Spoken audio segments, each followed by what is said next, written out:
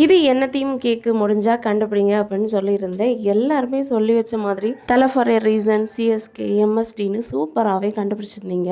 இதில் நான் ஹாப்பி ஆகுறேனோ இல்லையோ, இந்த கேக் ஆர்டர் கொடுத்த என்னோட ஃப்ரெண்டு ரொம்ப ஹாப்பி ஆகிட்டாங்க. இவ்வளோ பேர் ரெஸ்பான்ஸ் பண்ணியிருக்காங்க, மெசேஜ் பண்ணியிருக்காங்க, ரொம்ப தேங்க்யூ அப்படின்னு சொல்லிட்டு இருந்தாங்க. நீங்கள் கிரிக்கெட்டுன்னு ஹிண்ட் கொடுக்காம இருந்தாலே அவங்க கண்டுபிடிச்சிருவாங்கன்னு வேற சொல்லியிருந்தாங்க. எனக்கு அதை பற்றி தெரியல.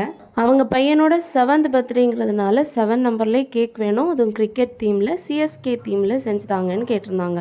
நான் ஃபஸ்ட்டே சொல்லிட்டேன், எனக்கு கிரிக்கெட் பற்றி ஒன்றும் தெரியாது, சிஎஸ்கேலாம் சுத்தம் ஒன்றுமே தெரியாது அப்படின்னு சொல்லி அவங்கள்ட்ட கேட்டிருந்தேன் என்ன வரும், அதில் என்ன மெயின் அப்படின்லாம் கேட்டிருந்தேன். அப்போ அவங்க சொன்னாங்க, நான் சென்னை டீமோட ஃபேனு, அதில் மெயினாக டோனி அவங்கள வைக்கணும் அப்படின்னு சொல்லிட்டு எல்லாம் கேட்டிருந்தாங்க. ஸோ நானுமே க்ரோமில் சர்ச் பண்ணிவிட்டு கொஞ்சம் நிறையவே பிக்சர்ஸ் கலெக்ட் பண்ணேன். பிக்சர் 2-3 இருந்ததுனால இதில் எதை வைக்கிறதுன்னு கன்ஃபியூஸ் ஆகிடுச்சு. என் ஹஸ்பண்டை கூப்பிட்டு கேட்டேன், இதில் எந்த பிக்சர் இந்த தீமுக்கு சூட் ஆகுது பார்த்து சொல்லுங்கன்னு கேட்டப்போ அவங்க சொன்னது என்னென்னா, டோனி ஒவ்வொரு பாலாக அடிச்சுட்டே லாஸ்ட்டு வின் ஆகிற பிக்சர்ஸை வை, அது நல்லாயிருக்கும் அப்படின்ட்டு. சரி, நம்ம பாலை எங்கே வைக்கிறதுன்னு யோசிக்கும் போது தான், ஏன் நம்ம பாலை பறக்க வைக்கக்கூடாது அப்படின்னு சொல்லிட்டு இந்த மாதிரி செட்டப் பண்ணியிருந்தேன். கஸ்டமர் இந்த கேக்கை பார்த்துட்டு ரொம்பவே ஹாப்பி. அதில் எனக்கு பிடிச்ச பிக்சர் வேறு ஆட் பண்ணியிருக்கீங்கன்னு சொல்லியிருந்தாங்க.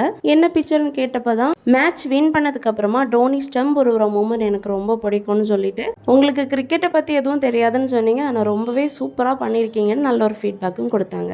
சேம் பர்த்டே பாய்க்கு சர்ப்ரைஸ் ஏரோப்ளேன் கேக்கும் செஞ்சுருக்கேன். அதோட ஃபுல் வீடியோ நெக்ஸ்ட் வீடியோவில் பார்க்கலாம். இந்த கேக் டிசைன்ஸ் எப்படி இருக்குன்னு கமெண்ட் பண்ணிவிட்டு பிடிச்சிருந்தா அப்படியே ஒரு லைக் அண்ட் சப்ஸ்கிரைப் போட்டுருங்க.